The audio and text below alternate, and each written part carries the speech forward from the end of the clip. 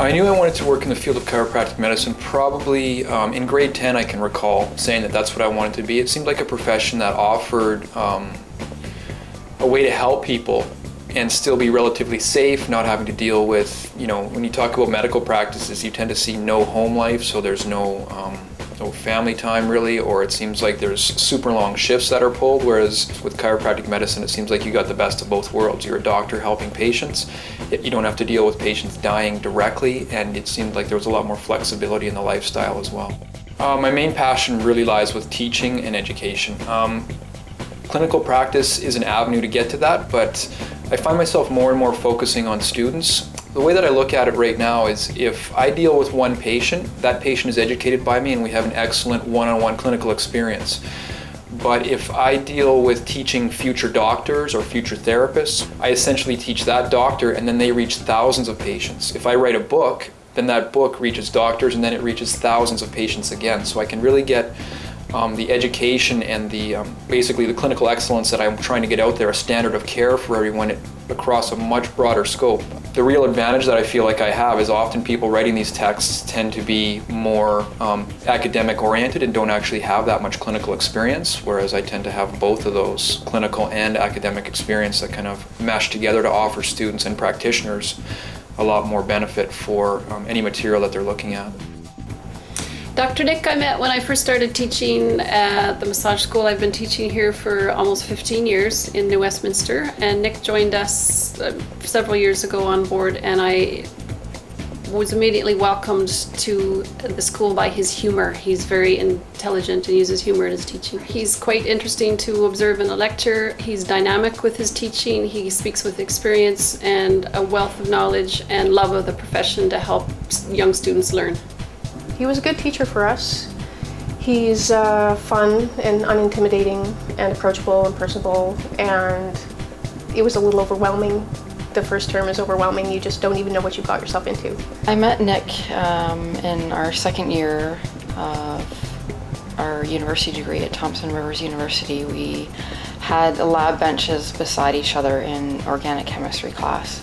We were side by side. Her name is Natasha and my name is Nikita, so we were known as the Russian twins. And during one of our experiments, his test tube blew up. And it exploded onto her clothes and stuff like that, and she didn't freak out, which kind of caught my attention. Most girls I know would have freaked out right away, and she kind of liked, none of that she liked it, but she didn't freak out basically. So yeah, that's one of my main memories from Thompson Rivers. I feel very fortunate to have the lifestyle that I have, because essentially the way that my day works is I get up around 6 o'clock and then I write for 2 or 3 hours. Then I'll usually go and teach a class for 3 hours to 6 hours, depending upon the day, how busy it is. And I often have 1 or 2 days off in the week. And what I really enjoy doing is home renovations and just spending time with my friends and family. And if you look around this place, pretty much you're looking at everything I've built, like redoing the roof on the house. It's a raised seam steel roof. When people say they built things, often they say they paid somebody else to build them. But when I say I built something, that means every nail, every screw, every piece of wood I put up, I selected, and away we go. And that actually kind of relates back to the books that I write too, because I know they're going to last a long time. The books that I write are something that students can take with them from their classroom and directly to clinical practice. I know I get numerous emails almost every week, it seems like, somebody saying how great this book was to show a patient how to do a certain exercise or certain techniques. He's very ambitious. He has this ability to move from an idea to actually making that come to life. So his books are a good example. He has an idea about a niche that needs to be filled in the academic world as far as physical medicine, and he has the ability to produce something that's really valuable for his intended audience. He's always been someone who has been more than just a teacher. He's always been a part of our community.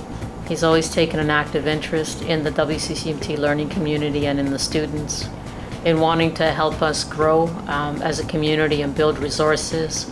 He's very capable and motivated and personable and knowledgeable and thoughtful and receptive, and he's inspirational. I see the work that he's doing and I'm impressed with that. I aspire to that kind of knowledge sharing. This is like powerful stuff. He knows how to engage the learner. He's a very strong and learner-centered presentation style. Character, jokester, entertaining, use of knowledge with anatomy and muscles are very helpful for the students because he can relate it to his practice and his clinical experience. And he's also very, very supportive and extremely generous in sharing that talent. When I first met Nick, he was sort of the class buffoon, but you know, I got to know him, and this is a man of incredible character, innovative, entrepreneurial, and very dedicated to family, an outstanding example of a distinguished alumni for TRU. Nick is just a really fun person to have in your life. He's a great partner. He's a great dad. We have a 2-year-old, and he just is a very present parent with her, does a lot of things with her and treats her with a lot of respect. And everybody that knows him, his students, his colleagues, anytime I'm at the school, they always have such great things to say about him, how he's impacted their life in such a positive way, whether he's helped them with a particular course or inspired them to go on in education, or maybe help somebody pass their board exams through his books. So I think he inspires a lot of people because he just has so much energy and passion for what he does that it helps a lot of people in the field of physical medicine to reach their goals.